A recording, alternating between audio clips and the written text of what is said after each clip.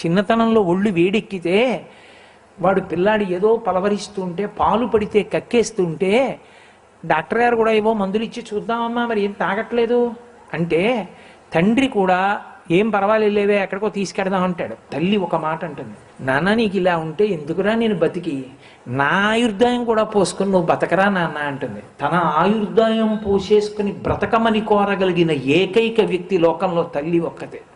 ఆమెయే సౌందర్యం.